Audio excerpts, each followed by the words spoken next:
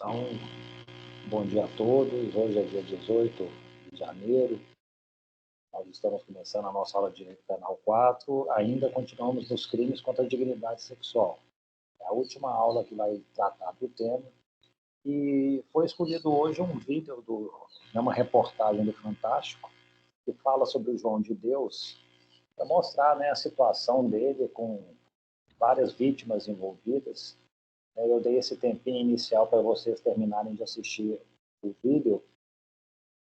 E, na verdade, nesse vídeo tem 6 casos.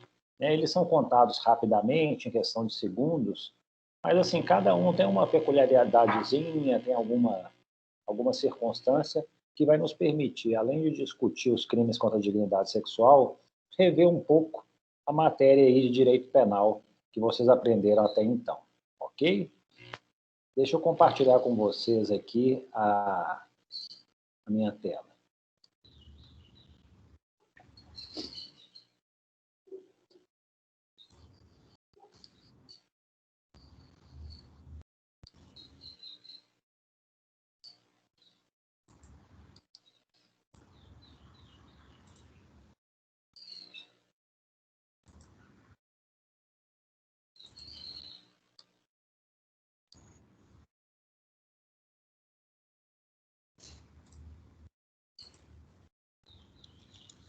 Então tá, vamos lá. Teve um primeiro caso, pessoal, não sei se vocês vão conseguir, né, se lembrar aí de todos eles. Alguém se recorda aí a primeira vítima? O que foi o relato que ela apresentou sobre a situação relacionada ao João de Deus? Alguém poderia se habilitaria a dizer? Em que circunstâncias os crimes foram praticados? Bom dia, professor. Eu vou falar então, já que ninguém se habilita. Então vamos lá. O João de Deus, pelos relatos, ele pegava nos seios das vítimas, encostava o pênis nas pessoas e tudo. E parece que foi um abuso sexual de crianças e adolescentes. E relatam que em 48 horas após o primeiro depoimento, mais 25 pessoas relataram os mesmos abusos. Então, eu acho que foi assim, rápido, né? Em 1 minuto eles já descreveram tudo isso. Tá. Esse primeiro caso, na verdade, é de uma moça, que hoje é uma senhora, ela falou que foi vítima de estupro por 10 vezes, ela tinha 11 anos de idade na época, chorou muito, não sei o quê, e isso aí tem 30 anos ou mais. Ela fala que na data, acho que da reportagem, ela tinha 41 anos. Né? E aí vem essas questões. Que tipo de crime que foi praticado? Né? O delito já prescreveu? Houve decadência? Se houve, quando se consumou? Está caracterizado o crime continuado, já que ela foi vítima, né, de 10 estupros, concurso material, concurso formal de crimes? O que vocês acham aí? Qual legislação que se aplicava na época, né? Já que isso aí tem 30 anos?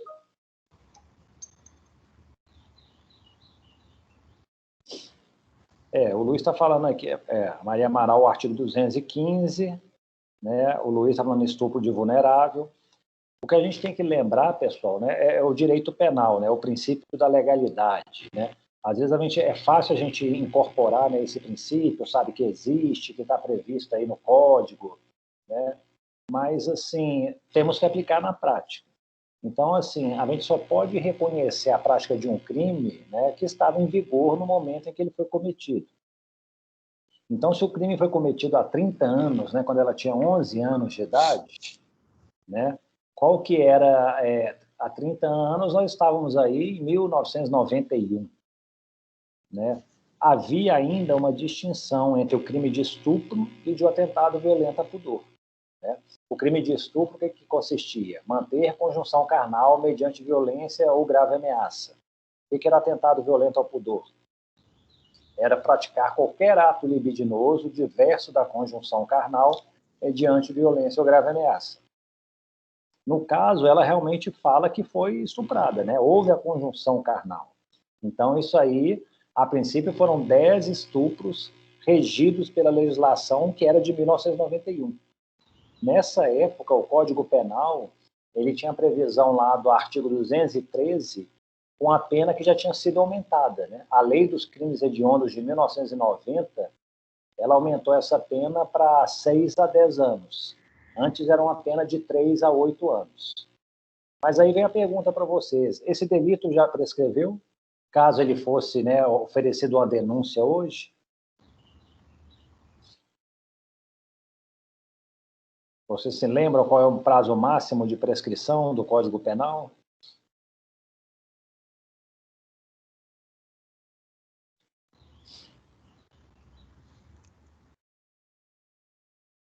Sim, professor, já prescreveu, porque o prazo máximo é 20 anos, a maior prescrição de todas. Exatamente. Então, assim, se eram 20 anos, a princípio, em tese, teria até, né, de 1991 até 2011 para poder tomar alguma providência. Não tomando providência, já... Mas um detalhe também, aí nós temos que, na verdade, considerar a pena do crime, né? Na verdade, o estupro ele vai prescrever num período um pouco menor. 20 anos é o prazo máximo, né? Para infrações cuja pena máxima aí é até 16 anos para cima. Nós vamos ver daqui a pouquinho alguma coisa relacionada à prescrição. Tem também a decadência. Vocês se lembram da decadência? Qual que é a finalidade dela, a função dela? A decadência, né, na realidade, ela é assim, é o prazo que existe para que a vítima de um crime ela possa exercer, né, o direito de ação. Então, assim, para ela tomar uma providência, vai lá no Ministério Público, vai na polícia, né, faz uma representação, noticia a prática de um crime, ela tem um prazo decadencial nos crimes contra a dignidade sexual. E aí o prazo decadencial, em regra, né, são de 6 meses. Então também nós temos esse detalhe. Nós vamos ver com mais minúcias daqui a pouco. Mas assim, além da prescrição do crime, né, que é um prazo mais dilatado, nós temos o prazo decadencial. E aí esse prazo decadencial, em regra, nos crimes contra a dignidade sexual, são de 6 meses. Nesse caso, especificamente, o que eu quero mostrar para vocês é a questão do concurso de crimes. Vocês estão lembrados? Nós temos 3 tipos de concurso de crimes aqui no Brasil, né? Nós temos o concurso material, esse talvez seja, né, o mais básico de todos. Né? O que significa? A pessoa pratica mais de uma ação ou omissão, ou seja, né, mais de um crime. Né? Esses crimes podem ser idênticos ou não, e o que vai acontecer vai ser uma soma de penas. Então, assim, imagine, ele praticou aí um roubo com tráfico de drogas, mais extorsão mediante sequestro. Se ele for condenado, ele vai ser condenado por cada infração e vai somar cada uma das penas. Essa é a regra básica. Mas nós temos 2 outras situações que também se aplicam. E eu estou falando nisso porque, no caso dela, né, foram 10 crimes de estupro. Aí minha pergunta para vocês é, vai se aplicar esse concurso material ou vai se aplicar aqui outro tipo de concurso? Nós temos também o concurso formal de crimes, né? É uma única ação ou omissão, né? Uma única conduta. Só que dessa única conduta resultam 2 ou mais crimes. Esses crimes, né, também podem ser idênticos ou não. E aí o que acontece? O exemplo clássico. Tem um bando de gente assim, próxima a uma vidraça, uma vitrine de uma loja, eu dolosamente jogo uma pedra na vitrine para querer danificar o patrimônio, né, do comercial, e aí os estilhaços do vidro ferem as pessoas, culposamente. Então eu tive um concurso formal. Eu pratiquei uma única ação e houve 2 resultados, 2 crimes. Né, um dano doloso e uma lesão corporal culposa nas vítimas que foram atingidas. Então, o que vai acontecer? Eu vou pegar a pena, né, a mais grave, ou do dano ou da lesão corporal, a pena do dano costuma ser mais grave do que da lesão corporal, e aplico o aumento que vai variar de 1/6 a metade. Esse aumento de pena, pessoal, vai depender, acho que, da quantidade de crimes praticados, né? Deu 2, deu 3, tal. Dentro do concurso formal, eles distinguem, né, esse concurso perfeito e imperfeito. O perfeito é esse, que realmente é uma conduta, dá dois resultados, né, que não geram desígnios autônomos. Agora, o concurso formal imperfeito é quando a pessoa, com uma única conduta, ela comete, né, dois ou mais crimes, mas ela tem intenções distintas assim para cada delito. Então, por exemplo, eu poderia, uma forma, né, lá, acho que os nazistas faziam isso, eles colocavam lá as pessoas no campo de concentração em fila, e aí davam um tiro que atravessava 5 pessoas, matando as 5. Foi uma única ação que gerou 5 homicídios. Mas eles falavam, ó, peraí, mas eles queriam matar dolosamente cada uma das 5 pessoas. Nessas situações, o que a gente vai observar vai ser um concurso material de crimes.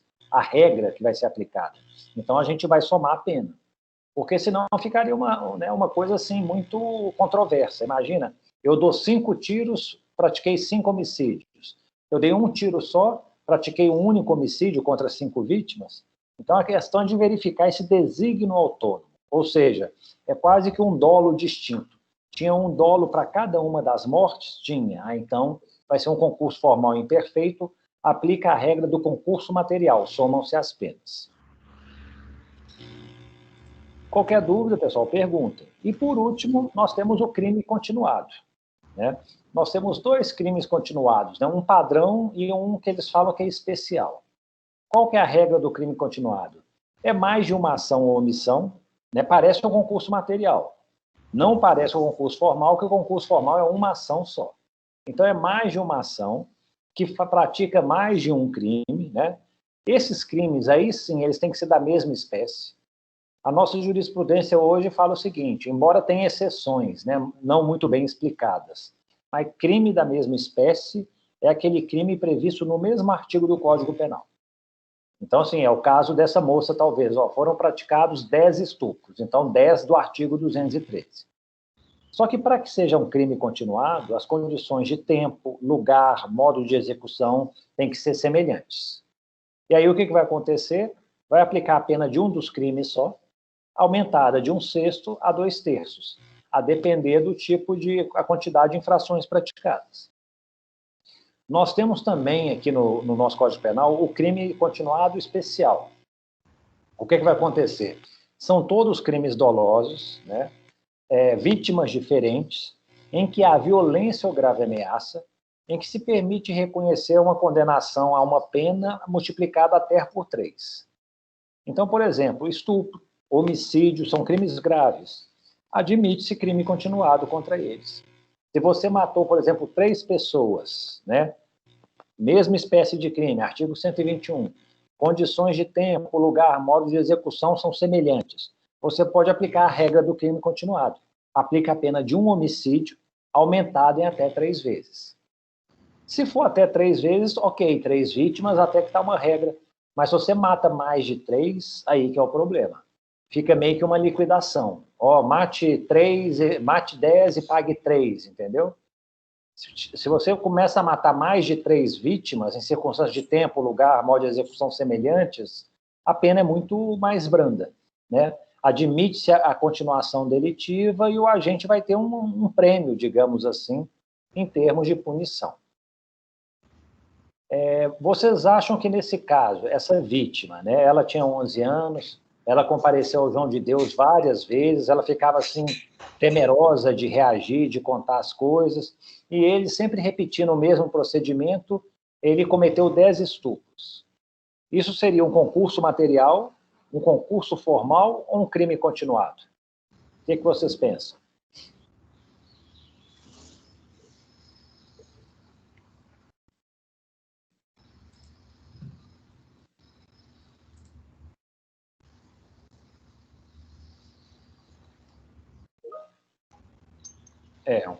A Maria Amaral está falando aqui o crime continuado. Todo mundo concorda com ela?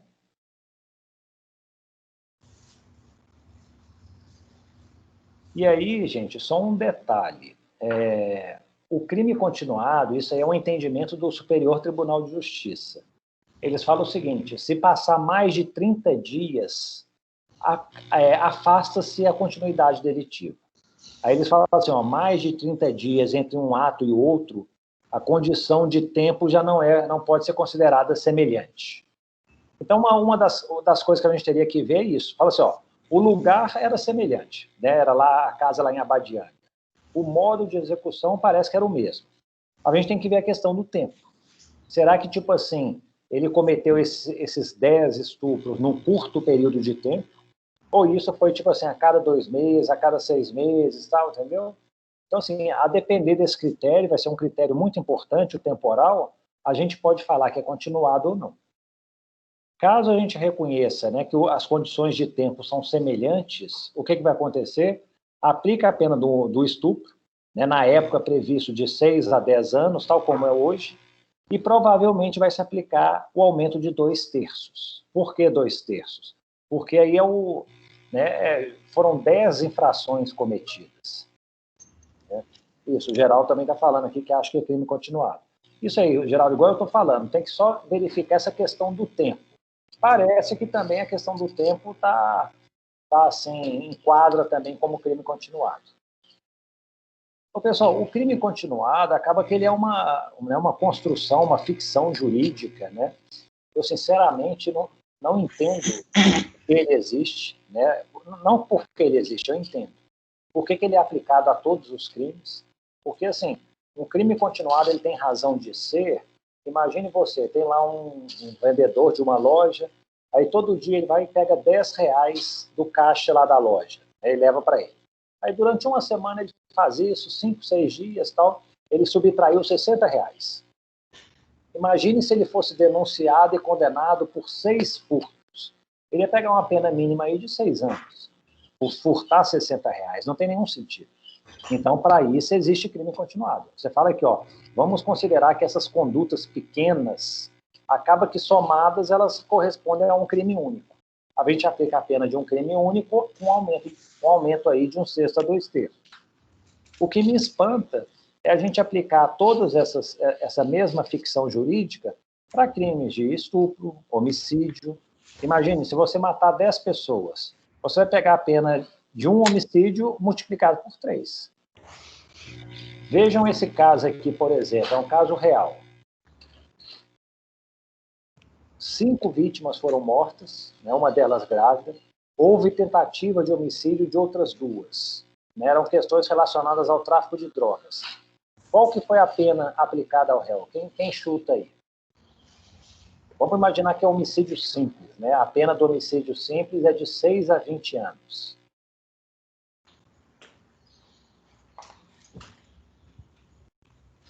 Só que no caso eu acho que era até homicídio qualificado, mas deixa, vamos considerar homicídio simples. Então foram 5 homicídios simples consumados e 2 tentativas de homicídio consumado.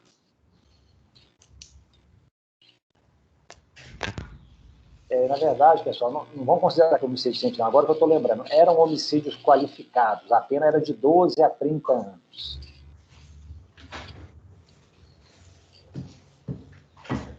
Quem chuta aí uma pena que foi imposta por todos esses crimes?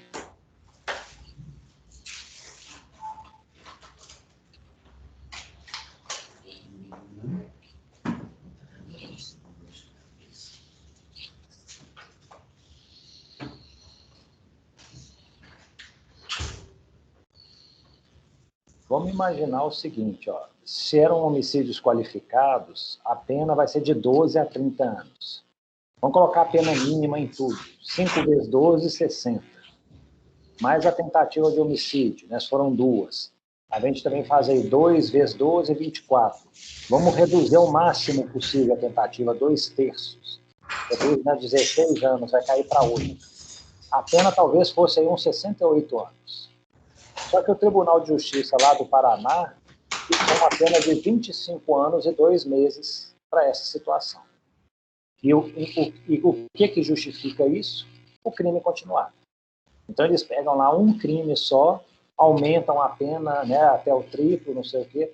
Eu nem sei exatamente o critério adotado pelo tribunal, porque ele deve ter pego aí a pena provavelmente no mínimo, aplicou um aumento que não foi o máximo, e a tentativa deve ter reduzido ao máximo também para chegar a 25 anos e 2 meses.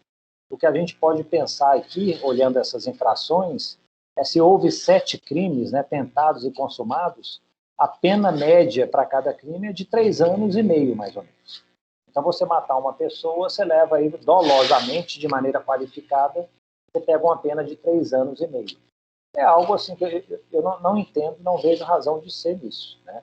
Pode haver muitos defensores disso, mas falta total coerência ao sistema, né? Então, acho que o crime continuado deveria ser utilizado em situações mais restritas. Não é o que acontece na prática. Os tribunais, Supremo, STJ, têm admitido ele amplamente, né, mesmo para crimes dolosos contra a vida, aplicando a regra do aumento de 3 vezes. Tá bom? Vamos avançar. O segundo caso, pessoal. Qual que foi o segundo caso aí? Deixa eu apresentar para vocês. No segundo caso, foi realmente uma adolescente. Ela estava com depressão, né, e os pais levaram-na para ser tratada com o João de Deus.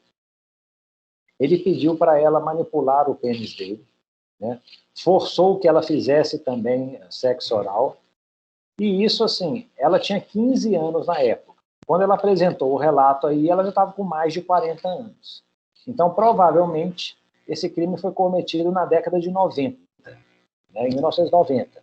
Aplica o mesmo Código Penal para o caso 1, ou seja, né, aquele código que existia, né, na década de 90. Dividia em estupro e atentado violento ao pudor, com penas equivalentes de 6 a 10 anos a partir da Lei dos Crimes Hediondos de 1990. Que crime que foi praticado, então, pessoal? Quem se habilita? Estupro ou atentado violento ao pudor?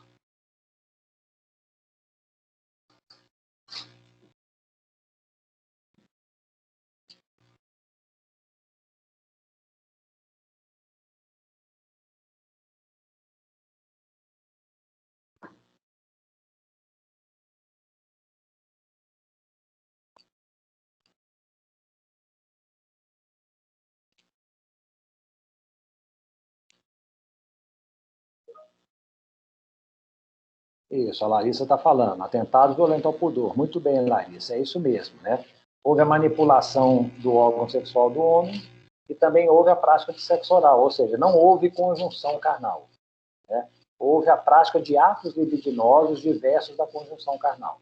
Aí a mesma coisa, se o crime foi na década de 90, ele já está prescrito, né? A questão da decadência também, ela já era, né? Porque assim, se passaram mais de 6 meses, né? Aí a pergunta é, e se a análise, né, se o crime ocorresse hoje, mudaria alguma coisa nessa análise nossa?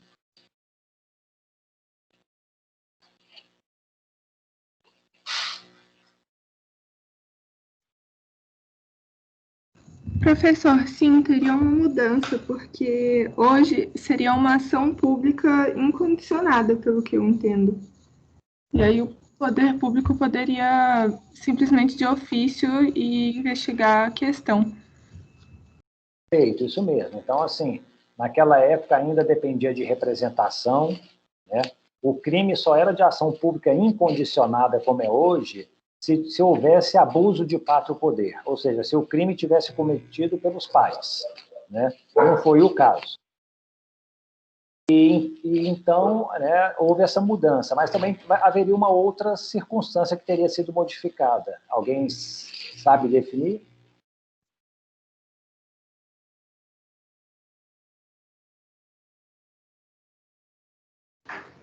Talvez, ao invés de atentado violento ao pudor, seria estupro, não, professor?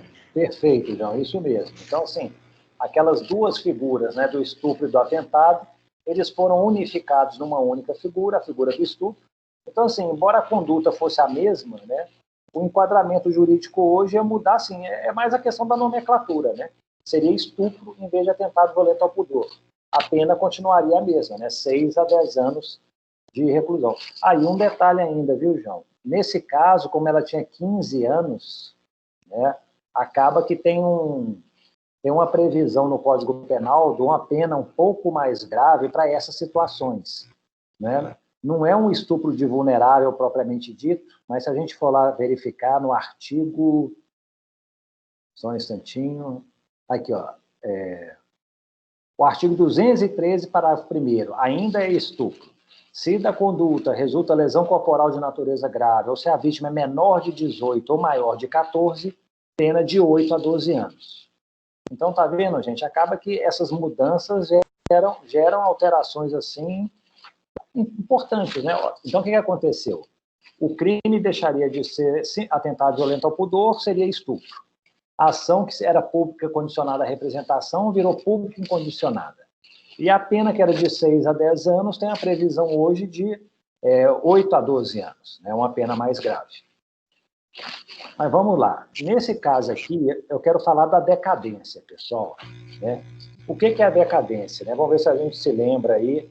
Eu não sei se vocês também já viram isso. Né? A gente viu, talvez, em Direito Penal 2, né? Quando falava lá de causa de extinção da punibilidade, né? Ou Direito Penal 1. E no processo penal também é um tema que surge logo no início, quando a gente fala da ação penal. Então, a decadência é quando, tipo assim, você perde o direito, né, de poder promover a ação penal contra o agente. Né? Deixou passar um prazo aí que a lei estabeleceu, e aí você perdeu esse prazo. Ele vale para quê? Para ação penal de iniciativa privada e para ação pública condicionada à representação.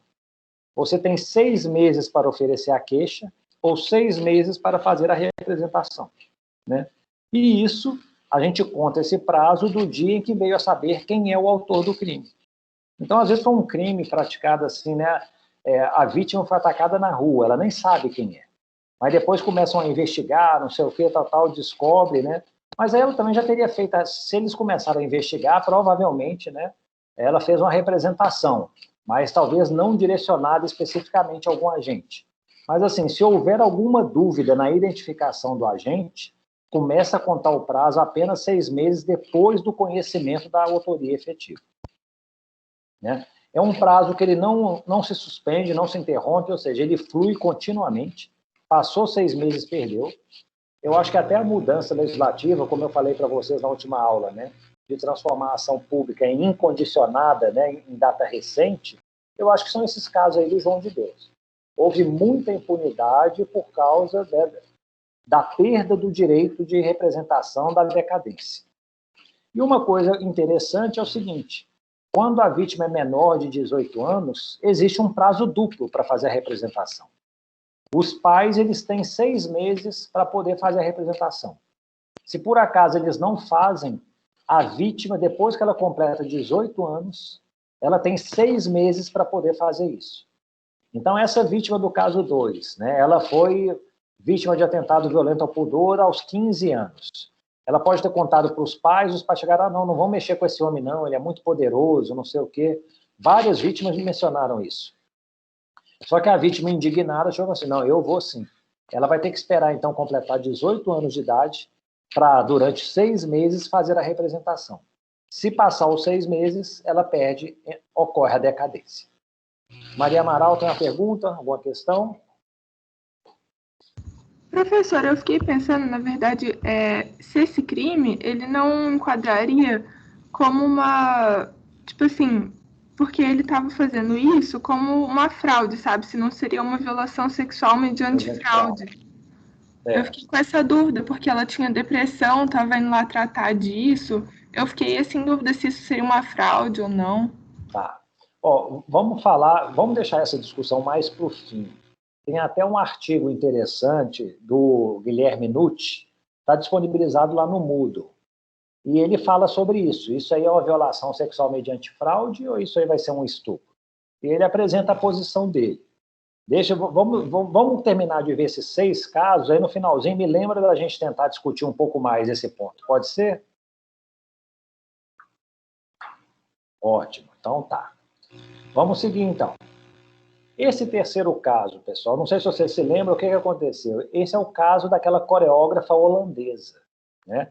Ela foi a única vítima que ela quis, né, ela assim, se disponibilizou a se apresentar para o público. Né? Todas as outras guardaram reserva, tudo, ela não. Não sei, né? Às vezes a mentalidade, né, do estrangeiro é diferente da nossa. E ela relatou lá que, né, no início, ele praticou ácido libidinoide versus a conjunção carnal com ela, aí depois colocou ela de costas, depois praticou a conjunção carnal com ela de costas, tudo, que ela fosse em choque, sem reação, né? E aí, o que acontece aí? Qual foi o crime praticado, né? O caso dela, eu acho, foi em data mais recente, né? Tem pouco tempo. Vamos considerar que já estava em vigor, né? Foi depois de 2009, né? A Lei 12.015. Então, assim, ainda que tenha praticado atos libidinosos e conjunção carnal, o crime é um só, vai ser estupro. Se fosse antes de 2009, corre o risco do quê? De ter o atentado violento ao pudor em concurso material com o estupro, uma pena quase que dobrada. Mas nesse caso dela, como acho que foi mais recente, e ela, pessoal, foi ela e depois um outro rapaz no final, né, cuja mãe foi atendida pelo João de Deus, que foram os desencadeadores de tudo isso. Muitas pessoas, né, muitas vítimas preferiram não avançar nisso. Algumas que avançaram, né, na notícia crime, talvez não tiveram muito sucesso, mas foi essa coreógrafa holandesa e o rapaz depois com a mãe dele, representando a mãe, que deram início a isso. E é uma coisa interessante, acho que eu já falei para vocês, né? Crimes contra a dignidade sexual, eles correm em segredo de justiça. Então você não consegue ter acesso à sentença, acorda, às decisões do processo. Mas ontem, pesquisando na internet, eu descobri, na verdade, acho que era um TCC, analisando a situação do João de Deus, e nesse TCC tinha como anexos uma sentença e o acórdão da sentença a respeito do... O caso era o de uma moça que tinha depressão, eu nem sei se é uma dessas que relatou o fato, né? Ela tinha depressão, era nova quando foi procurá-lo, e ele foi denunciado por violação sexual mediante fraude. Foi uma coisa mais recente, né?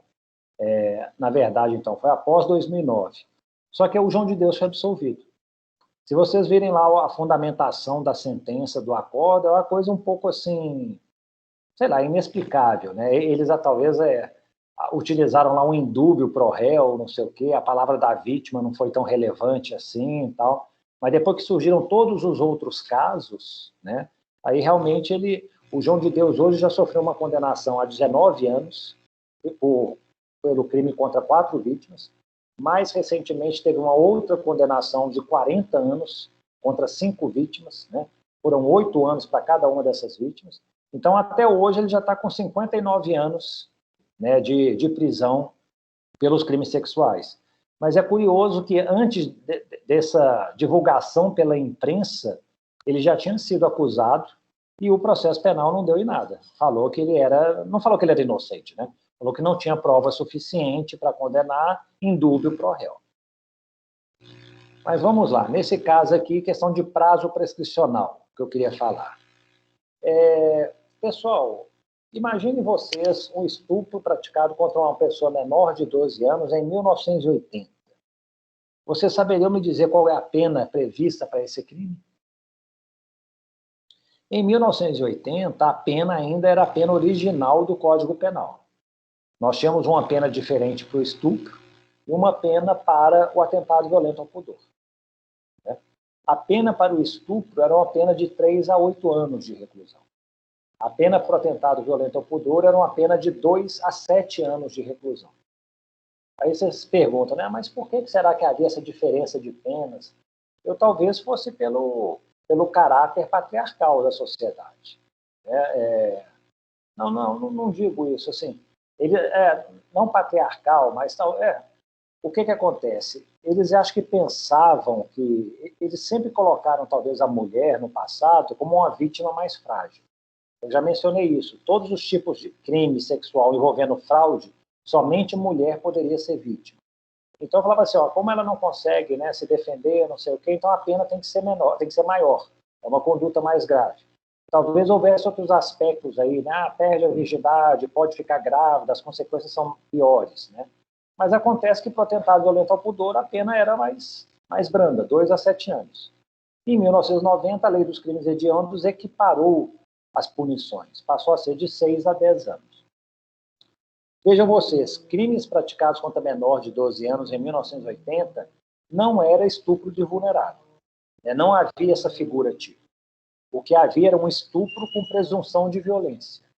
Então, essa presunção de violência simplesmente aplicava a pena do estupro. Não tinha nenhuma causa de aumento, nenhuma agravante, nenhuma qualificadora relacionada a isso, ok? Então, vocês conseguem me dizer uma pena de 3 a 8 anos. Qual que é o prazo de prescrição? Vocês vão ter que olhar o artigo 109 do Código Penal para poder responder isso.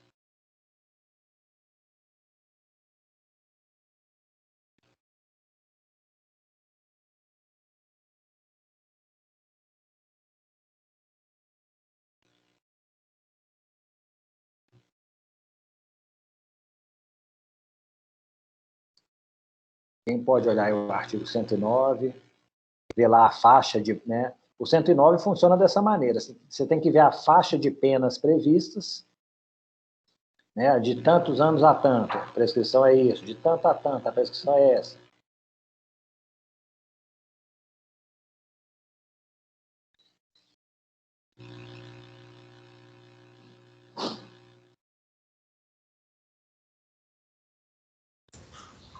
Professor, eu estou com ele aberto aqui. O senhor pode repetir, por favor? Então, veja para mim. Um crime cuja pena seja... A pena máxima é 8 anos. Ele prescreve em quanto tempo? Em 16 anos. Quando a pena é superior... Ou em 12, porque está falando em 12 anos, se o máximo da pena é superior a 4 anos e não excede a 8. Isso, perfeito. Então é isso. Então, se não exceder 8 anos, né, o máximo da pena é 8 anos, prescreve em 12. Muito bem. Então, assim, Então, só uma dúvida. A prescrição ela sempre vai ser com a pena em abstrato? a questão vai ser a pena em abstratos enquanto não houver sentença. Enquanto não houver uma decisão judicial aplicando a pena, então vai ser pela pena em abstrato. Depois que tem uma sentença condenatória, falou, não, a pena desse caso é 5 anos. Pronto. 5 anos passou a ser a referência.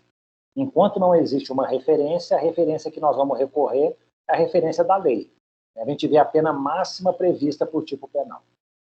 Ah, sim. Tá joia? Ótimo. Joia, obrigado. Então tá. Agora, gente, o crime... Isso, o Luiz estava falando, tem a prescrição antes da pena, a prescrição em abstrato e a prescrição após a pena. Aí nós já vamos falar a prescrição pela pena em concreto. E aí nós vamos ter várias modalidades, né? Nós vamos ter a prescrição retroativa, a prescrição superveniente, a prescrição mesmo em perspectiva, tem muita coisa relacionada à prescrição. Vejam vocês agora, vai mudar um pouco o cenário. O crime, né, ainda é contra o menor em 1995.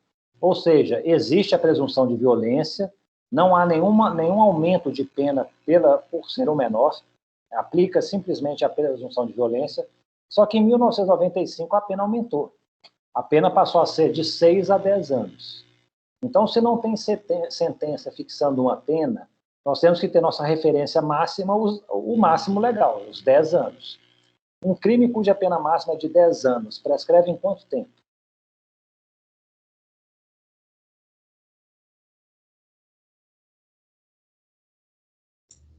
Aí seria 16. Perfeito, isso mesmo. Então, já vai para o outro inciso aí. Aí, Sim. penas cujo máximo, né, vai de 8 e não excede a 12, prescreve em 16. Então, vocês veem que, ó, nesse período de tempo, o crime é o mesmo, praticado contra menor de 12 anos. Antes, a prescrição em abstrato era em 12, passou para 16, e aí nós chegamos agora em 2015, com a lei em vigor. O estupro praticado contra o menor de 12 anos em 2015 é um estupro contra vulnerável, né? A pena do estupro, né, de vulnerável, ela vai ser aí de 8 a 15 anos. E aí eu pergunto para vocês, qual que é o prazo prescricional do estupro de vulnerável?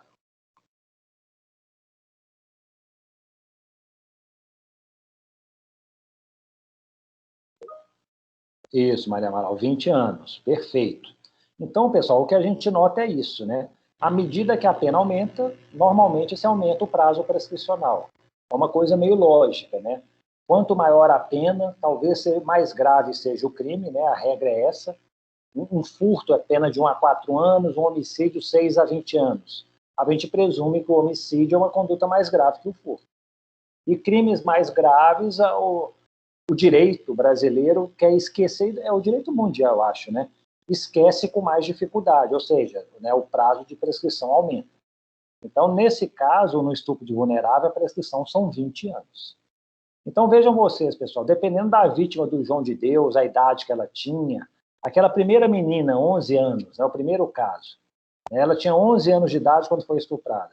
Dependendo da data em que o crime foi cometido, a prescrição pode variar de 12 a 20 anos, antes de haver uma sentença, né, condenatória aplicando uma pena. Um atentado violento ao pudor em 1980, qual que vai ser a prescrição? Lembrem você, em 1980 a pena do atentado era de 2 a 7 anos. E aí vocês já olharam aí, né, o Geraldo já tinha, acho que mencionado, pena que vai de 4, não excede a 8, vai ser em 12 anos. E aí a tentativa de estupro, ocorrida em 2020. Quem sabe me dizer qual que é o prazo prescricional? Pena do estupro, 6 a 10 anos, né?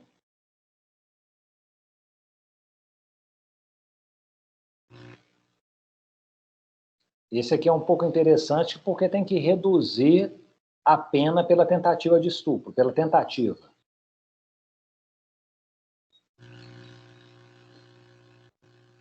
Vamos ver quem lembra aí das aulas de... Foi quem? Foi o professor Fernando Galvão que falou sobre prescrição?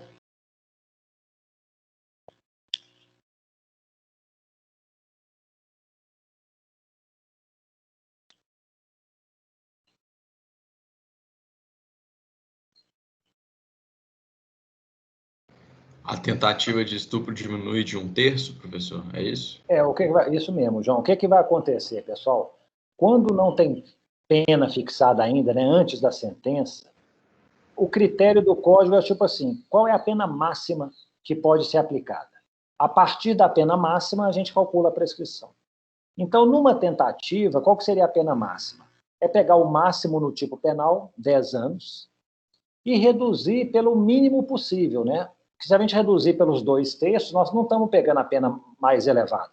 Nós temos que fazer a menor redução possível para chegar na pena máxima. Então, a gente reduz 1/3 dos 10 anos. Aí a gente vai ver aí, vai ficar entre, sei lá, 7 anos, 8, por aí, provavelmente vai ser uma pena, um prazo prescricional de 12 anos.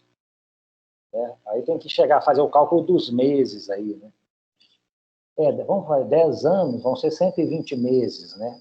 Menos 1/3, 40 também vai dar 80 meses. 80 meses aí são 6 anos e 8 meses, não é isso? Isso, 6 anos e 8 meses, que seria a pena máxima a ser aplicada na tentativa.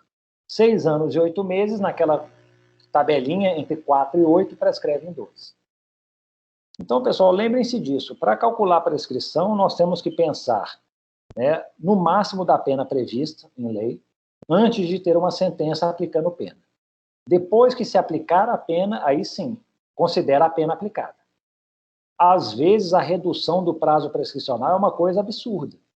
Nós vamos ver, por exemplo, o crime de peculato, é um crime contra a administração pública. Ele prevê uma pena de 2 a 12 anos. É quando um funcionário público ele se apropria de bens da administração indevidamente. Então, imagina, se a pena máxima são 12 anos, o crime prescreve em 16.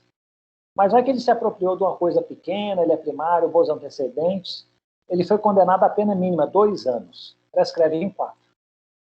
Então, ou seja, né, aquele prazo prescricional que antes da sentença eram 16 anos, reduziu para 4 anos depois da sentença. E isso aí é causa de realmente, no caso concreto, de gerar prescrição. Ok? Vamos avançar. Essa é a regra que a gente também não pode esquecer, né? Porque ela é específica para os crimes contra a dignidade sexual. Pessoal, então assim, se envolver crianças e adolescentes, né, isso aí é uma mudança, né, mais recente, assim, não é da redação original do Código, a prescrição só começa a correr quando a vítima completa 18 anos. Né? Então, o que vai acontecer? Vejam vocês, vamos imaginar aquela hipótese da vítima de 15 anos. Né? Os pais não fizeram nada. Então, o que vai acontecer? Ao completar 18 anos, ela tem que fazer a representação. Supondo, gente, né, que o crime foi praticado no momento em que exigia a ação pública condicionada à representação. Hoje já não exige mais, como a Maria Amaral mencionou. Mas então ela teria 6 meses para fazer a representação, e a prescrição do crime, né, que é um outro prazo, somente começaria a correr quando ela completasse 18 anos. Então, ou seja, acaba que nesses crimes sexuais envolvendo crianças e adolescentes é pior para o réu. O prazo de prescrição já não começa a correr tão logo o crime seja praticado. É só quando se atinge 18 anos. E como é uma regra que prejudica os acusados, ela não se aplica a todos os casos. Ela só vai ser aplicada a partir daqueles casos cujos crimes foram cometidos em 2012. Antes de 2012 não se aplica essa regra. Ok? Entenderam? Vamos lá. O quarto caso... Oi, diga. É só uma dúvida. Mesmo hoje não sendo condicionada à representação, a regra dos 18 anos também vale? Não, aí já não precisa, Luísa, porque o que acontece? Não, aí depende. Qual a regra dos 18 anos? Essa aqui da prescrição? Da prescrição. Não, vale. Da prescrição. Sim, vale. Então, por exemplo, é um crime que, se o Ministério Público tomar conhecimento de ofício, a polícia de ofício, eles têm que investigar, eles têm que oferecer a denúncia, entendeu? Não precisa de manifestação da vontade da vítima. Mas Sim. vai acontecer isso também. A prescrição só começa a correr quando a vítima tem 18 anos. Salvo se a ação já foi proposta anteriormente, aí realmente não tem sentido. Proposta a ação significa que o Estado não está inerte, né? Lembrem-se disso, viu, pessoal? Prescrição é meio que uma punição pela inércia. Demorou demais, não tomou providências, tal. Então, aqui, como consequência da sua inércia, está prescrito. Você perdeu o direito de punir. Ok? Então, isso aí vai ser a sua punição, o Estado, né? O Estado responsável pela persecução penal. Então, se ele já iniciou a ação penal, não tem muito sentido falar que a prescrição ainda não ocorreu, porque o Estado já mostrou que não está inerte, né? E quando você inicia a ação penal, quando recebe a denúncia, a prescrição está correndo, né, desenfreadamente. Mas, sim, essa regra do artigo 112 aplica independentemente do tipo de ação penal que se trata. Se é privada, pública condicionada ou incondicionada. O quarto caso, pessoal, vamos avançar um pouquinho mais rápido aqui. Esse quarto caso, né, isso aqui, a vítima chegou, também era criança, adolescente. Ela falou que ficou sofrendo abusos por 5 dias seguidos. Ela compareceu lá na casa em Abadiânia do João de Deus com os avós. Falava que ele pedia para ela apertar o órgão genital dele. E o fato ocorreu em 1992. Ela falou que ela apareceu lá nesses 5 dias, não sei se vocês se lembram, porque ele chegou e falou assim, se você não voltar aqui nos outros dias, eu vou matar cada um dos seus familiares. Aí ela ficou apavorada, ela falou assim, não, eu vou voltar. E ela voltou nesses 5 dias consecutivamente para poder, né, ser vítima aí de diversos crimes. Que crime que foi praticado contra ela em 1992?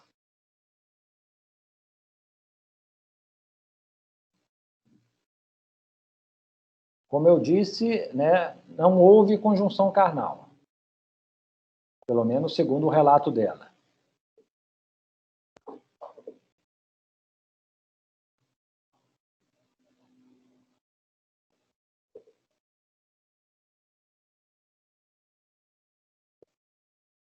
Se não houve conjunção carnal, então, gente, aproveitando já a resposta da Larissa para o caso anterior, né, atentado violento ao pudor, isso, o Geraldo também está mencionando aqui. Aí, gente, as regras são quase a mesma coisa. O crime já prescreveu? Se foi em 92, já prescreveu. A gente nem pode aplicar aquela regra, né, quando completa 18 anos que corre a prescrição. Em 1992 não havia essa previsão no Código Penal. Nós não podemos aplicar a lei que vai retroagir em prejuízo do réu, né? Houve decadência? Também sim, né?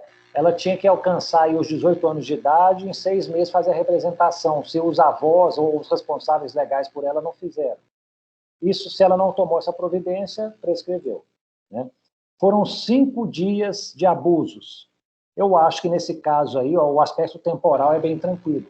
Eu acho que pode caracterizar, sim, um crime continuado, se as circunstâncias de tempo, lugar, modo de execução são semelhantes. Se o fato ocorresse hoje, como nós vimos no outro caso, já não é mais atentado violento ao pudor. Seria aí um crime de estupro. A ação seria pública e incondicionada. E como ela tinha, né, ela era nova ainda, menos de 18 anos, a pena também seria mais elevada, né? Seria aquela pena prevista no parágrafo 1º do artigo 213. Nesse caso, Isso. No caso 5, pessoal, o caso 5, né, ele tem uma peculiaridade que é o seguinte. Uma senhora, né, foi lá acompanhada, acho que do filho, foi esse filho que... não foi esse caso, não, esse é o... Foi uma senhora que ela estava com câncer, né, ela foi procurar o João de Deus, o João de Deus, não, foi esse caso mesmo, o João de Deus começou a tentar enfiar a mão nas calças dela, o fato ocorreu em 2006, e a mãe faleceu 2 meses depois. Então, assim, um fato ocorrido em 2006, né, hoje nós já temos aí 15 anos em que o fato aconteceu, né? Houve aí, não houve conjunção carnal, né? E a vítima, ela faleceu. Como é que a gente vai lidar com uma situação como essa, né? Houve esse ato aí de tentar enfiar a mão nas calças dela. Isso é um crime? É consumado? É tentado? O que vocês acham?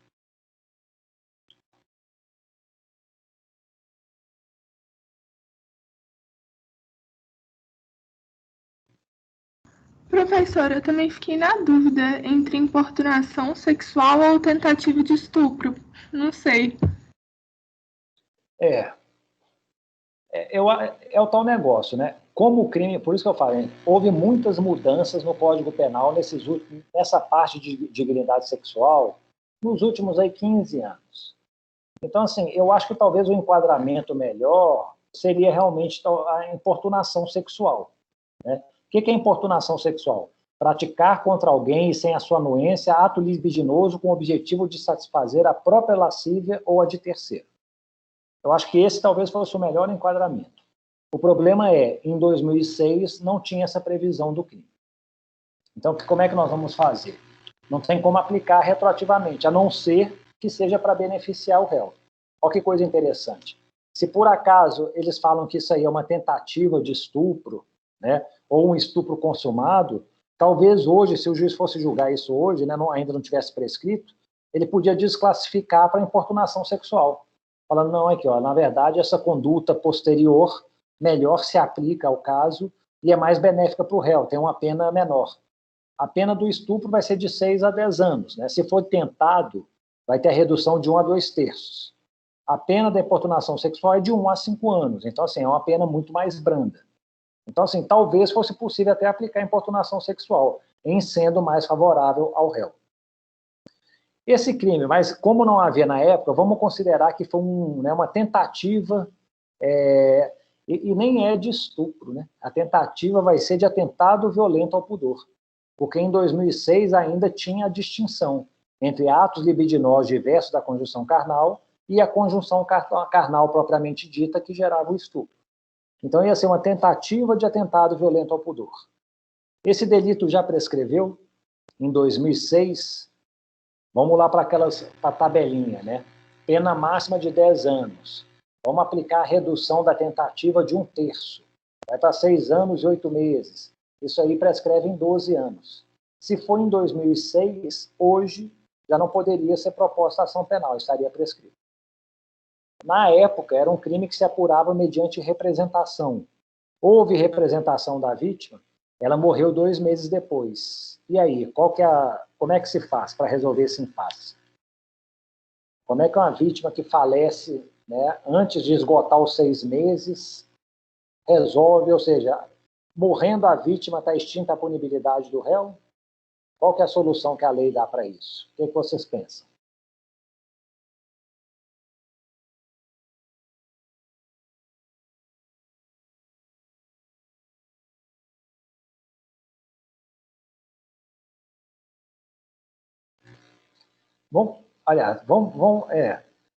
Antes disso, pessoal, vamos deixar essa pergunta para o próximo. Eu estava até achando que era nisso.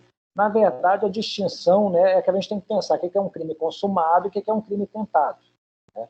O crime consumado, né, a definição legal, tem todos os elementos realizados. Né? O tentado, circunstâncias alheias à vontade impediram a consumação.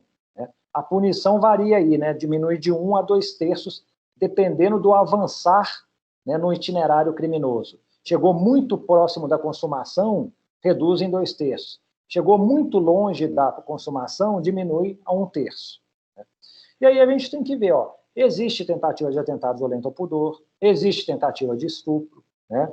Vários crimes que são praticados mediante vários atos, eles admitem tentativa. Alguns crimes não admitem tentativa, por exemplo, crime culposo. Crime culposo não admite forma tentada. Outros, aqueles crimes que também que eles chamam de unissubsistente. Um único ato, você pratica o crime. Com uma única ação, ele está consumado. Você não consegue partir aquela ação, né, no itinerário criminoso para poder falar que ele foi parcialmente consumado, né? Então, assim, nesse caso específico, quando ele tentou enfiar, né, quando ele enfia a mão nas vestes dela para tentar satisfazer a lascívia, né, como não havia ainda importunação sexual mediante fraude, eu acho que seria um crime tentado, né? Ele não conseguiu praticar o ato libidinoso, ele não praticou uma conjunção carnal, mas ele tentou fazer com que isso acontecesse. E foi interrompido por circunstâncias alheias à vontade. Falou que ela teve uma reação muito assim, começou a ficar nervosa, né, meio gritar. Você falou, não, calma, eu não vou fazer mais nada não, isso não vai se repetir. E aí ficou por isso. Então foram circunstâncias alheias à vontade dele que impediram a consumação da infração. E aí, gente, esse outro caso, que aí vem aquela questão da vítima também que faleceu, né? Esse crime foi em outubro de 2017, foi o último caso mencionado lá.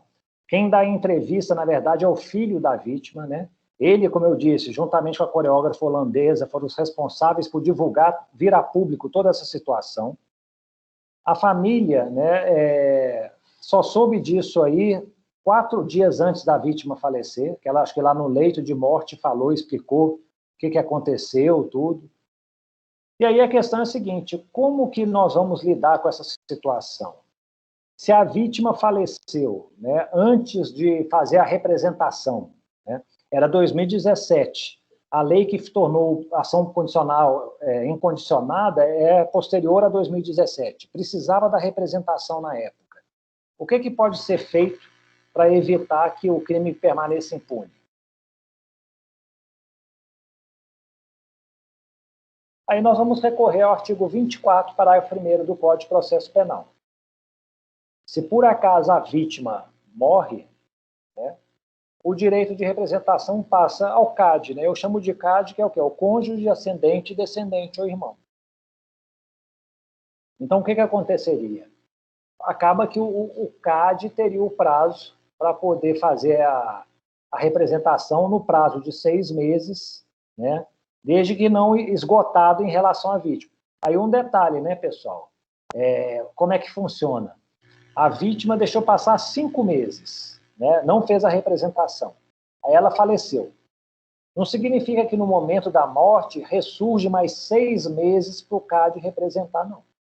Na verdade, sobra 1 mês apenas para poder fazer a representação. Ou seja, o prazo ele não é transferido integralmente para o cônjuge, ascendente, descendente ou irmão. Eles pegam no momento em que eles se encontram. Se já se passaram 4 meses, faltam então 2 meses para poder fazer a representação. Passou 2 meses depois do falecimento, não fez nada, decadência. Ok? Pessoal, vamos agora discutir isso que a Maria Amaral tinha falado. Deixa eu só tirar o compartilhamento aqui. Pronto. Ô, Geraldo, não necessariamente nessa ordem, entendeu? Pode ser, qualquer deles pode fazer a representação. Então, assim, o cônjuge, ascendente, descendente ou irmão pode tomar essa iniciativa. Isso aí, como eles falam, é uma legitimidade, tipo assim, concorrente, sabe? Isso aí não tem essa sequência, não. Pessoal, só para concluir, então, nossa aula, né? Esses casos praticados pelo João de Deus, será que eles podem ser caracterizados como estupro ou como uma violação sexual mediante fraude? Qual que é a diferença entre um e outro, né? Uma violação sexual mediante fraude, no artigo 215, estabelece o seguinte: ter conjunção carnal ou praticar outro ato libidinoso com alguém mediante fraude ou outro meio que impeça ou dificulte a livre manifestação de vontade da vítima. O estupro, né, é constranger alguém mediante violência ou grave ameaça a ter condição carnal ou a praticar ou permitir que ele se pratique outro ato libidinoso. Na verdade é o seguinte, a disputa que fica não é entre o estupro e a violação sexual mediante fraude. Eu acho que a disputa fica entre a violação sexual mediante fraude e o estupro de vulnerável. O estupro de vulnerável estabelece no parágrafo 1º. Incorre na mesma pena quem pratica as ações descritas no caput com alguém que, por enfermidade ou deficiência mental, não tem o necessário discernimento para a prática do ato, ou que, por qualquer outra causa, não pode oferecer resistência. Eu, assim, pessoalmente, eu acredito que esses crimes praticados por ele mais se relacionam ao estupro de vulnerável. Eu acho que o estado de fragilidade das vítimas era muito grande, sabe? Quem já ficou doente ou teve familiares doentes, talvez saiba o que é isso. Então, tipo assim, vão lá procurando uma ajuda, né, uma ajuda espiritual, já tentaram talvez a medicina tradicional, sem sucesso nem nada, isso talvez seja o último suspiro.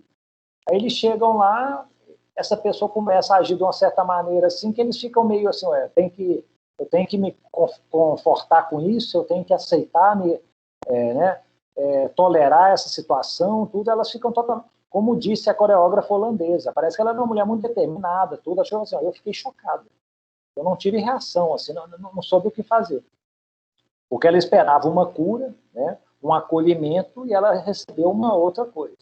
Então, assim, o Guilherme Nucci, depois dei uma olhadinha no texto, acho que ele está disponível no Moodle, né? Eu não coloquei aqui no Teams, não, mas no Moodle está disponível. Ele fala isso, ele fala, eu acho que o caso do João de Deus é mais um estupro de vulnerável pela fragilidade emocional das vítimas, que não tinham como oferecer resistência, do que uma violação sexual mediante fraude. O Luiz está falando aqui, levando em consideração as condições das vítimas, em linhas gerais, né, é um estupro de vulnerável. É o que eu penso também. Eu acho o seguinte, vai ter casos, talvez um ou outro caso possa se instalar, se adaptar, ajustar a importunação, a violação sexual mediante fraude. Num caso que eu contei aqui inicialmente, foi a única sentença que eu consegui descobrir, né, dessa situação, mas é um crime, a sentença é de 2013, pessoal, foi muito antes das coisas realmente virem a público, né, com essa dimensão. A denúncia foi por importunação, por violação sexual mediante fraude, não foi estupro de vulnerável. Então, assim, o Ministério Público capitulou, né, na violação sexual e a juíza acabou absolvendo. E o tribunal manteve a absolvição. Né? Mas hoje, o que tem acontecido, eu acho que o João de Deus está sendo denunciado por estupro de vulnerável. Né? Porque, assim, igual no último caso, foram 40 anos de prisão que ele recebeu por 5 vítimas. Né? Eu acho que, assim, a pena de cada uma foi 8 anos. 8 anos é a pena mínima do estupro de vulnerável. Eu não sei se considerou, né, o estupro de vulnerável a pena mínima ou um estupro comum, né, a pena média, né, entre 6 a 10 anos. Eu acredito assim, o estupro por si só, talvez não, porque ele precisa de violência ou grave ameaça. Não necessariamente ele emprega violência ou grave ameaça. Ele emprega, na verdade, né, um poder assim que deixa a pessoa fragilizada. Não sei, é a minha impressão. Então, Maria Mara, eu acredito que talvez o melhor enquadramento seja esse atual que está sendo reconhecido pela justiça, um estupro de vulnerável. Mas dê uma olhada lá no texto do Guilherme Nucci, ele pode trazer aí informações mais abrangentes aí para vocês formarem a convicção pessoal. Tá bom? Mais alguma dúvida, alguma questão? Professor, Pois não. eu tenho uma dúvida, não é necessariamente sobre o caso prático do João de Deus. Sim. Se, por exemplo, no caso ele tivesse mantido essas vítimas em cárcere privado, sequestrado elas, seria, e suponhamos tenha estuprado elas 5 vezes ou 10 vezes, consideraria-se um crime permanente ou continuado? Não, aí nós temos que... Não, eu acho que seria continuado. Porque, assim, o crime permanente, ele, para ser caracterizado, Geraldo, tem que ser... São poucos os crimes que podem ser permanentes, né? São aqueles que a execução fica se prolongando no tempo. Então, um estupro não é um tipo de delito permanente, ainda que repetido sucessivamente. ele se inicia e se consuma, se inicia e se consuma.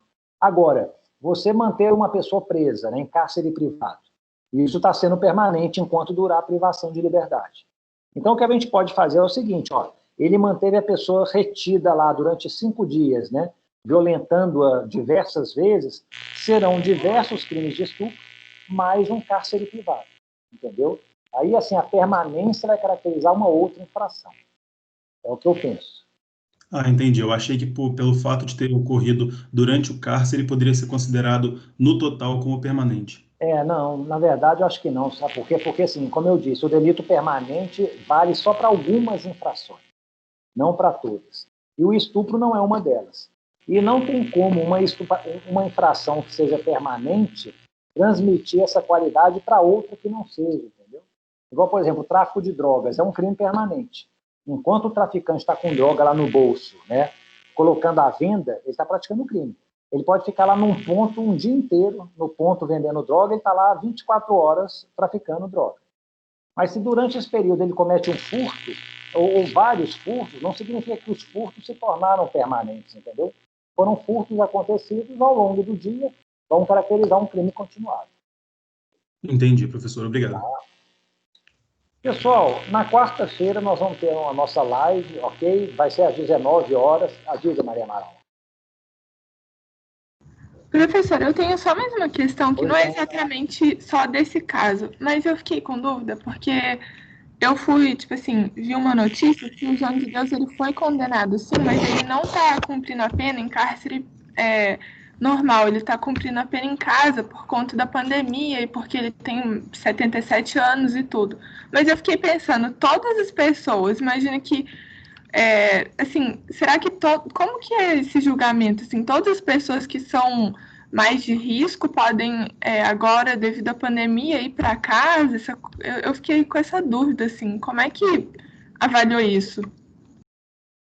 O que acontece? Acaba que o CNJ ele editou uma resolução recomendando que os juízes examinassem todos os casos de réus presos para verificar quais que eram aqueles que tinham maior risco de contrair a Covid, para permitir uma substituição por um regime domiciliar.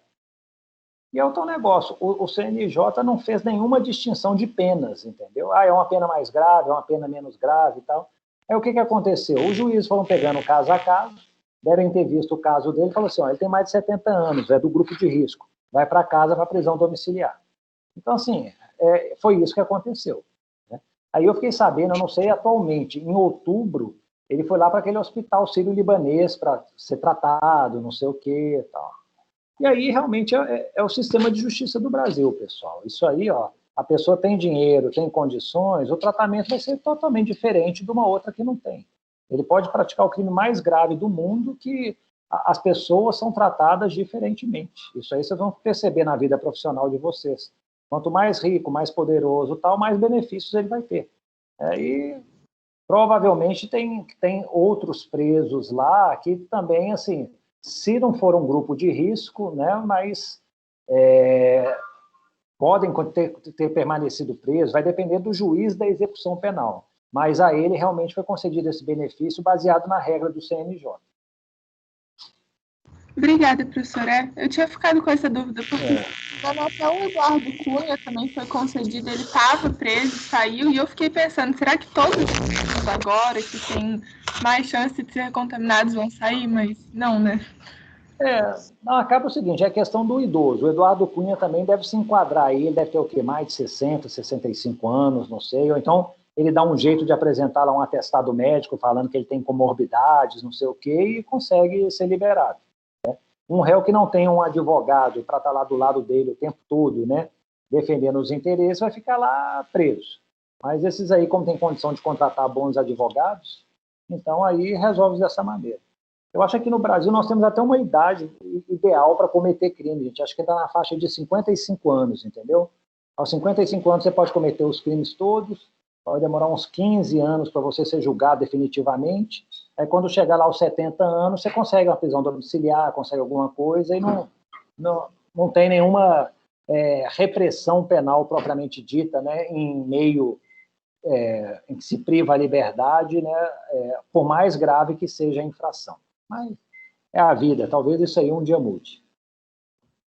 Pessoal, ó, na quarta-feira, então, teremos a live, né, às 19 horas. Nós estamos ainda a dúvida no tema aí, nós chamamos uns convidados para participar, estamos aguardando a resposta deles, mas eu mando notícias aí hoje ou amanhã para vocês, né, gostaria da presença de todos. São temas relacionados ao direito penal 3 e 4, né, que talvez interesse a todos, tá bom? No mais, agradeço a atenção e até breve.